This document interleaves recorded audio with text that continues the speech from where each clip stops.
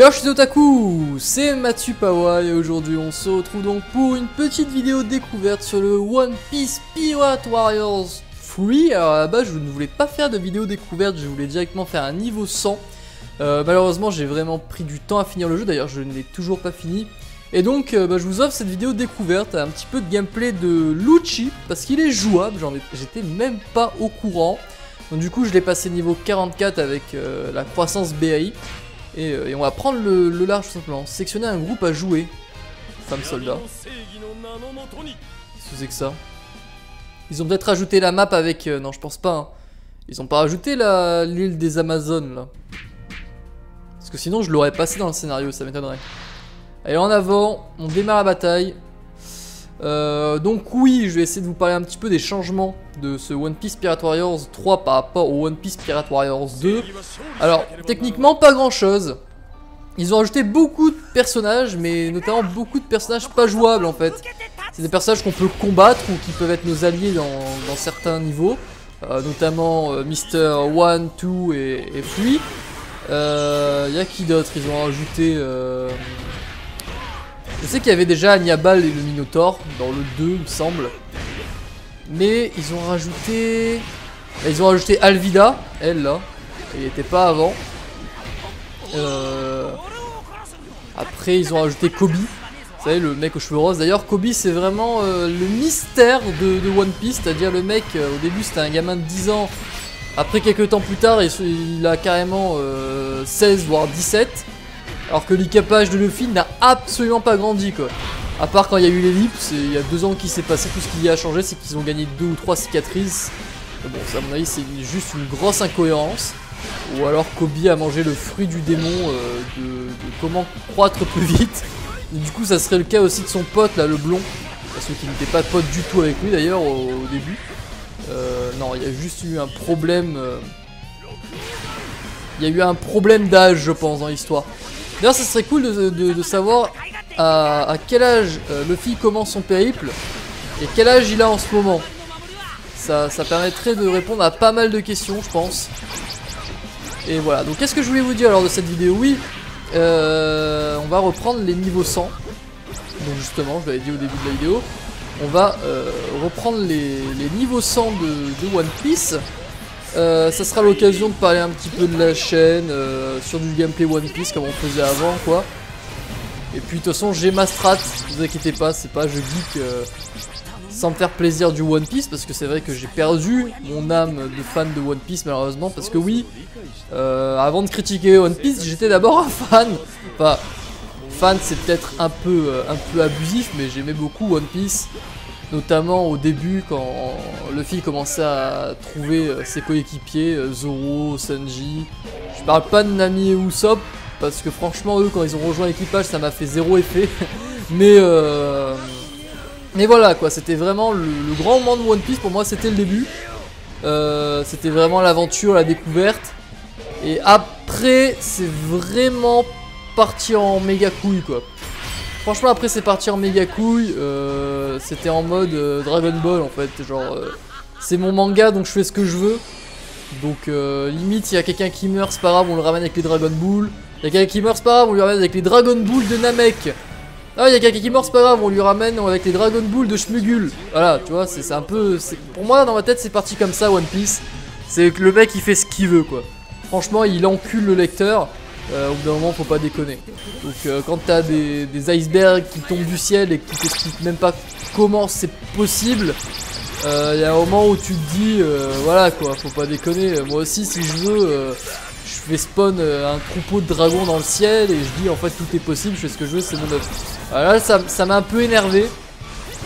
Ça a cassé la découverte alors qu'au début quand il y avait Arlong Park, Baggy etc, les fruits du démon, bon les fruits du démon c'était dans le contrat directement. Moi je me suis dit bon il y a les fruits du démon ça donne des pouvoirs blablabla. Puis on dit que c'est les fruits du démon donc les démons ils font peut-être un peu ce qu'ils veulent aussi. C'est pour ça qu'il y a des pouvoirs très chelous. Mais bon maintenant quand t'as le fruit du démon de la glace et que t'as le fruit du démon de la neige à côté, tu te dis attends c'est quoi la différence entre de la glace et de la neige quoi. Il y a 2-3 degrés de différence. Faut pas se foutre de notre gueule. Et même la neige c'est de la glace en fait. La neige c'est juste des petits copeaux de glace ensemble limite. Enfin je sais pas, je trouve trouve ça con. En fait, la glace, si on réfléchit, c'est de la neige lisse, presque. Hein. C'est quasiment ça. Mais voilà, il y a un fruit du démon de la neige et il y a un fruit du démon de la glace. C'est-à-dire que Kuzan, donc Aokiji, s'il veut, il a le fruit du démon de la glace, mais il peut pas faire de neige avec. Tu vois, c'est... Je sais pas. Évidemment, franchement, je trouve qu'il y a du foutage de gueule. Surtout, il y a un nouveau fruit du démon que j'ai pas compris. Enfin, d'ailleurs, j'ai pas trop regardé. J'ai arrêté. Je me suis arrêté juste au début de Dressrosa. J'avais quand même réussi à tenir l'île des hommes poissons plus le truc avec Chaser Clown. D'ailleurs, la fin de l'arc Chaser Clown là m'a complètement déchiré. C'est-à-dire le truc. Hé, les gars, tous les marines sont morts. C'est triste. Et je me suis dit, putain, il y a des morts dans One Piece. Ça fait longtemps, dis donc. Et en fait, non, ils étaient tous en vie. C'est-à-dire, ça faisait 1 heure qu'ils étaient enfermés dans la cire, quoi. Et en fait, ils étaient en vie. Je sais pas, ils avaient des masques à oxygène sur eux. Et ils étaient tous vivants, quoi. Genre, Caesar Clown avait inventé l'arme nucléaire la plus dangereuse au monde. Mais c'est l'arme la plus dangereuse au monde qui ne tue pas. L'arme non létale, MDR. Donc voilà, finalement, tout le monde était en vie, tout le monde était heureux. Alors qu'ils étaient clairement morts. Franchement, tu pouvais pas faire plus mort qu'eux. Bah, c'est pour ça que je vous parlais un petit peu de ce système à la Dragon Ball. C'est voilà, tout le monde est mort, mais c'est pas grave, c'est trop triste pour les jeunes lecteurs. Bah, en fait, ils étaient tous en vie, c'est génial. Là, franchement, tu te fous de ma gueule. Clairement. Alors qu'au début, dans One Piece, on n'hésitait pas à faire crever les gens. Hein. Ah, dans One Piece, tu devais mourir, tu crevais. Hein. D'ailleurs, il me semble que Zoro, il avait tué pas mal d'hommes poissons. Ah, quand Zoro il se battait au début, ah, il tuait. Hein.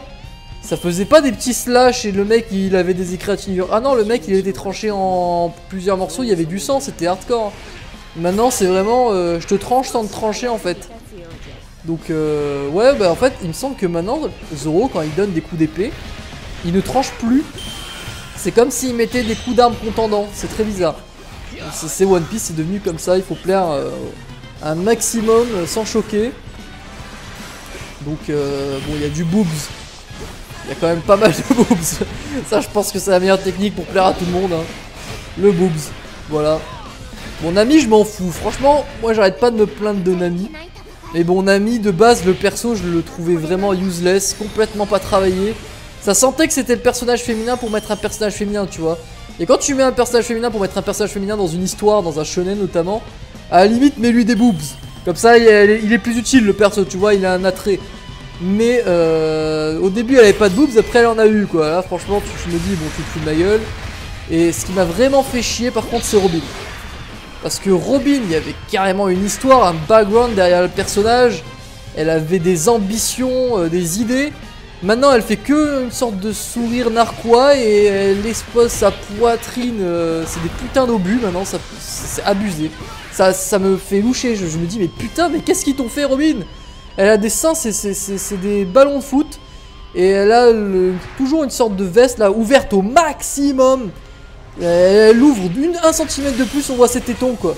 C'est à la limite du Eishi quoi. Donc bon. Que voulez-vous? C'est comme ça, c'est triste, c'est le commerce. Et de toute façon, on est victime de son succès à chaque fois. Hein. Ça c'est triste avec les shonen du Weekly Shonen Jump justement. Ils sont bons. En fait... Soit t'es mauvais et du coup bah tu restes mauvais, soit t'es bon et t'es obligé de devenir mauvais parce que tu dois être victime du succès. C'est-à-dire ouais Shonen Jump ils vont vouloir vendre le plus de trucs possible sur ton œuvre. Faut que tu fasses le plus de tomes réalisables. Et forcément bah au bout d'un moment ça devient de la pure merde hein. Surtout que j'ai regardé une vidéo sur une théorie de One Piece à propos de la fin du manga. Je suis persuadé que c'est ça parce que ça peut être absolument rien d'autre finalement. Et la fin, je vais pas vous la spoil, mais elle est complètement anecdotique quoi. C'est un peu une fin comme Kill la Kill, tu vois, par exemple Kill la Kill c'est un univers qui tourne autour des fringues. Donc on dit ouais les fringues en fait elles sont contrôlées par une entité extraterrestre qui habille les hommes pour pouvoir les contrôler à leur tour. Tu vois un truc comme ça. Tu te dis putain c'est super anecdotique mais au moins ça va dans le délire jusqu'au bout. Et t'as pas le temps de t'ennuyer à cause de ça, puisque ça dure que 26 épisodes au final, tu vois, 26 épisodes d'une histoire qui tourne que sur des fringues, et puisque c'est méga assumé, tu te dis bon voilà ça va. One Piece c'est pareil, c'est dans le concept, c'est un monde qui tourne autour de la piraterie, donc il y a presque pas de continent, il y a que des îles, donc ok, mais au bout d'un moment faire plus de 100 tomes sur ça, tu te dis faut arrêter de déconner. Surtout quand la fin c'est un truc anecdotique comme dans Kill la Kill. Kill la Kill, voilà, c'est Frank qui veut contrôler le monde. Et l'autre elle arrive à battre ses fringues extraterrestres. Bah One Piece c'est un peu ça en fait. C'est la fin, ça va être ouais, il y avait un projet comme quoi on voulait rendre la piraterie plus simple et les voyages en océan moins contrôlés, en gros c'est ça. Avoir plus de liberté sur l'océan, parce que ça va être ça la fin de One Piece. En fait One Piece, bon ceux qui veulent pas être spoilés, passez de 15 secondes, je sais pas. Le One Piece en fait c'est le concept de réunir tous les océans en un seul. C'est-à-dire de détruire cette chaîne montagneuse pour réunir tous les océans. Voilà, donc c'est une fin quand même assez anecdotique. Franchement je vois pas quelqu'un qui s'est tapé plus de 100 tomes, qui les a tous achetés 6 balles quoi. Ça fait des années qu'ils suivent One Piece, à la fin ça va être ça. Ça va être ouais bah voilà. En fait on voulait juste réunir tous les océans. Super. C'est génial. Mais je suis persuadé que c'est ça la fin. Parce que le mec il avait vraiment fait une bonne analyse de One Piece. On voit que c'était un putain de fan. Il s'est attardé sur beaucoup de détails. Et il nous parle du siècle perdu, des poneglyphes, des armes, les armes antiques, à quoi elles auraient servi en fait. Et c'est clairement ça quoi. C'est clairement ça. Donc à voir. Franchement à voir, mais 100 tomes pour une fin anecdotique, ça craint un peu. Ça pue un peu du cul quoi. Bon après il y aura toujours les fans qui vont dire que c'était génial. Il y a des gens, du moment qu'ils aiment quelque chose, j'ai l'impression qu'on peut leur pondre la plus grosse des merdes, ils vont continuer à aimer quoi. C'est comme les fans de Sword Art Online. Au début Sword Art Online c'était excellent, il y a rien à dire. Mais je suis d'accord que tu dises bon Sword Art Online c'est super.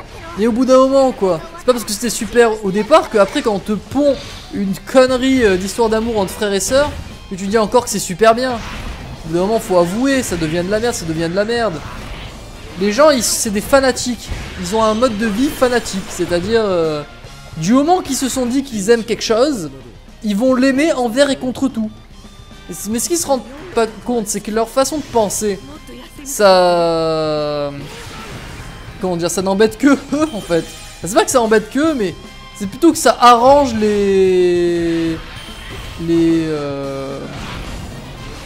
ceux qui font Sword Art Online notamment, par exemple l'auteur de Sword Art Online, il s'est dit bon bah j'ai fait de la grosse merde, mais c'était pour que ça se vende. Alors que ça se vende au début, d'accord, mais après que ça se vende tout le temps, le mec il se dit bah alors pourquoi je me casse le cul à faire des bons scénarios comme dans la première saison de Sword Art Online, alors qu'il suffit que je ponde une merde infâme pour que les gens ils continuent à acheter, tu vois. Donc oui, finalement ça n'embête que vous, parce que vous vous tapez de la merde. Voilà, c'est de la merde et vous continuez à dire que c'est bien, donc forcément il va continuer à vous pondre de la merde le mec hein.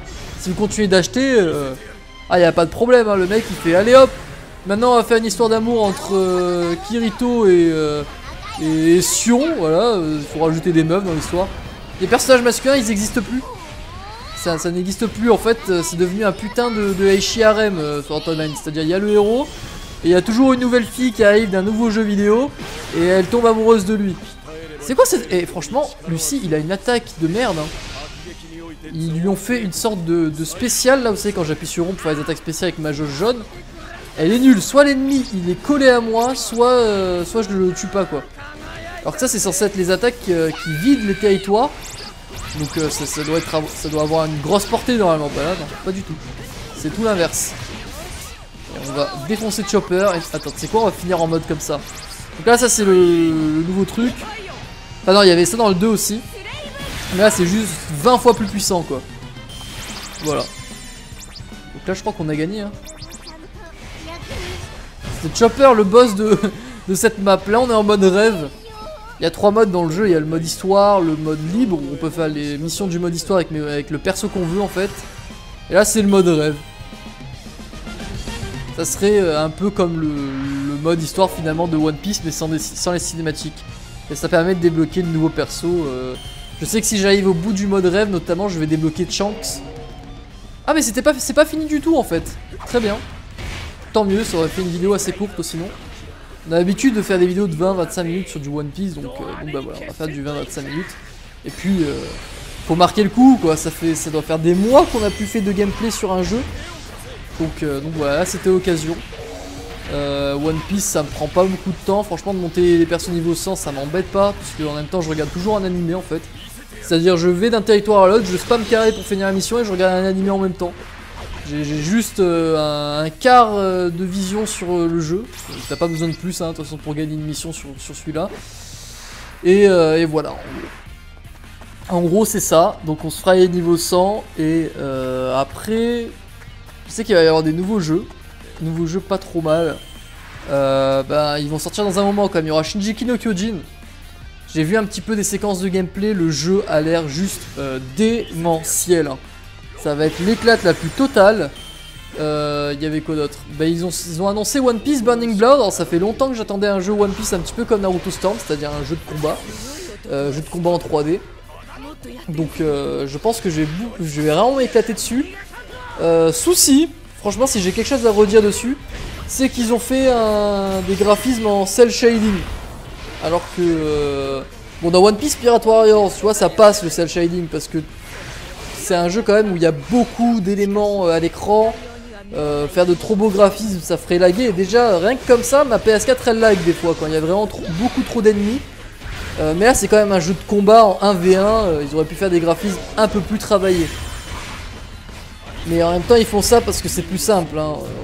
On se dit, c'est la même entreprise qui va faire le Burning Blood. Donc, à mon avis, ils vont recycler les modèles 3D. Hein.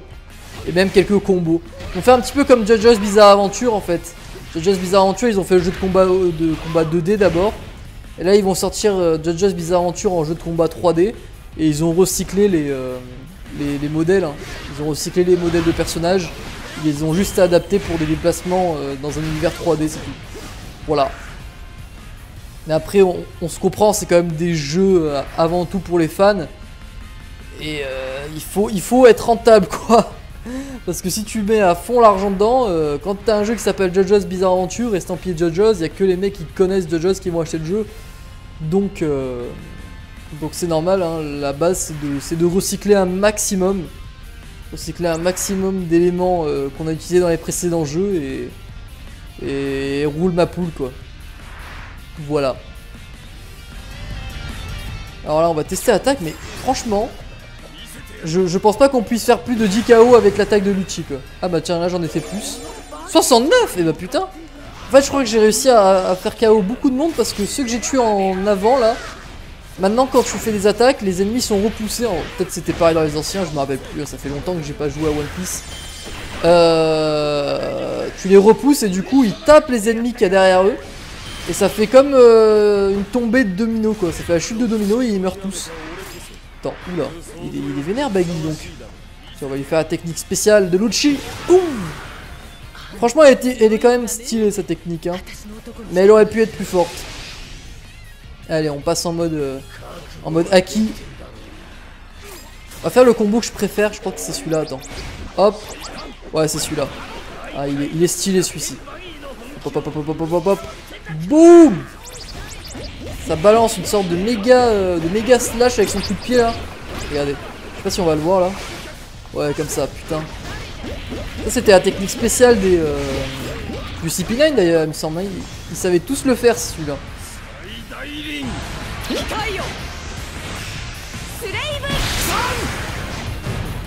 Voilà. On n'a pas eu Baggy encore. Putain, il résiste hein. Pourtant là j'ai 2 fois le niveau nécessaire pour faire la mission je crois. Je suis niveau 44 et la mission doit être dans les niveaux 20. Parce qu'on est au début du monde rêve. Enfin du mode rêve plutôt. Hop.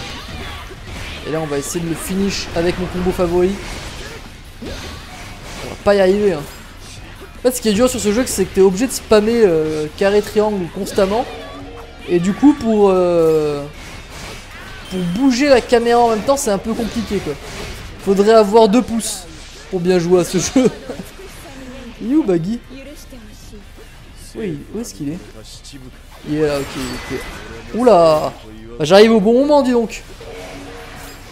Vas-y on va t'achever comme ça. Ah bah non ils t'ont repoussé, t'as de la chance. Voilà, s'ils sont pas devant tu touches pas hein. Hop hop hop hop hop. Le petit cri. Par contre je comprends pas pourquoi il fait ses tirs en l'air. J'ai jamais touché un seul ennemi avec les tirs en l'air de Lucci. Voilà on a réussi.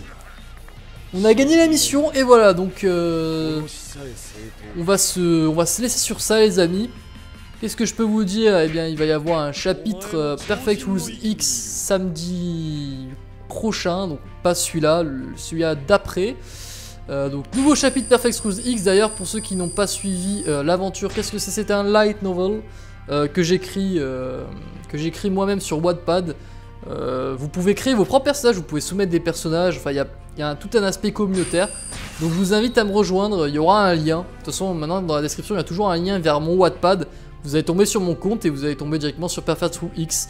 Donc si ça vous fait pas trop chier de lire un petit peu, voilà. Donc là une novel en fait c'est un roman très axé style manga, c'est-à-dire c'est présenté comme un manga mais c'est pas un manga, c'est pas une bande dessinée quoi. Voilà, donc là on a gagné quelques petites pièces, je sais pas ce que j'ai fait avec Hancock. Ok c'est bon. Ok. Ben voilà, on va se laisser là les amis, on se retrouvera donc pour de prochains niveaux 100, génération manga des chapitres du light novel Perfect Rules X. Et un prochain trésor de YouTube, je pense déjà avoir trouvé le youtubeur que j'ai envie de vous présenter. Donc on verra ça plus tard. Sur ce, on va se laisser là les amis, et je n'ai plus qu'une seule chose à vous dire tout le monde. Tchuss et à la prochaine.